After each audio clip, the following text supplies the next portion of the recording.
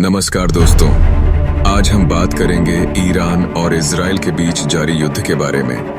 क्या हुआ, क्यों हुआ, कैसे बढ़ा और इसका असर दुनिया पर क्या पड़ेगा, यह सब साफ साफ आसान हिंदी में समझेंगे।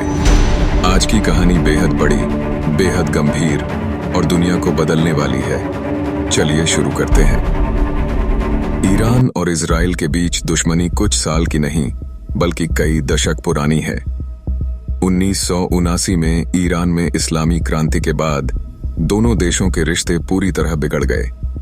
ईरान ने हमेशा से इजराइल को मान्यता नहीं दी और उसे अपना दुश्मन माना। फिर 2015 में JCPOA न्यूक्लियर डील बना, जिसमें ईरान ने अपने परमाणु कार्य कम किए, लेकिन 2018 में अमेरिका इससे बाहर निकल गया और तनाव बढ़ता गया। इन पुरानी दुश्मनी में इजराइल और ईरान के बीच हर बार प्रॉक्सी युद्ध, मिसाइल हमले, हत्याएं और विस्फोट होते रहे, लेकिन अब यह सीधे जंग की ओर बदल गया है। सबसे पहले 13 जून 2025 को इजराइल ने ईरान के कई सैन्य और परमाणु ठिकानों पर बड़े हवाई हमले किए। इन हमलों से ईरान के कई बड़े कमांडर तथा शोधकर्ता मारे गए। उस पर ईरान ने भी जवाब में हजारों मिसाइलें और ड्रोन इजराइल पर दागे। दोनों तरफ भारी विनाश और हताहत हुए। थोड़े दिनों बाद संयुक्त राष्ट्र के प्रयास से 24 जून 2025 को एक शांति समझौता आया, जिसे 12 दिन का युद्ध कहा गया। लेकिन यह शांत नहीं टिक सकी। फरवरी 2026 में चीजें फिर एक बार बहुत खराब हो गईं। 28 फरवरी 2026 को US और इजराइल ने ईरान पर बड़े पैमाने पर हमले शुरू कर दिए।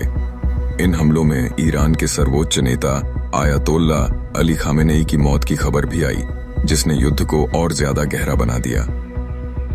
ईरानी सेना ने तुरंत जवाबी मिसाइल हमले और प्रमुख अमेरिकी सैन्य ठिकानों पर निशाना साधा। यह मुकाबला अब सिर्फ दो देशों के बीच नहीं, बल्कि संयुक्त राज्य अमेरिका, खाड़ी देश और कई अन्य क्षेत्रीय ताकतों को भी जोड़ चुका है।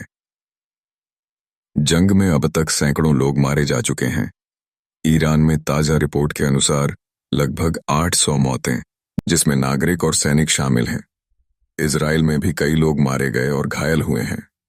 साथ ही कई अमेरिकी सैनिक भी इस मामले में मारे गए हैं। इजराइल के प्रधानमंत्री नेतान्याहू ने कहा, कई समय तक चल सकती है, लेकिन सालों तक नहीं। लेकिन अधिकांश विशेषज्ञ मानते हैं कि यह संघर्ष क्षेत्र में लंबे समय तक परिणाम लाएगा। इस युद्ध का असर सिर्फ मध्य पूर्व तक सीमित नहीं, यह दुनिया भर की राजनीति, अर्थव्यवस्था और तेल की कीमतों पर भी असर डाल रहा है। तेल की कीमतें ऊपर जा रही हैं, उड़ानों में रद्दीकरण और परेशानियां बढ़ीं। कई देशों ने जंग की निंदा की है।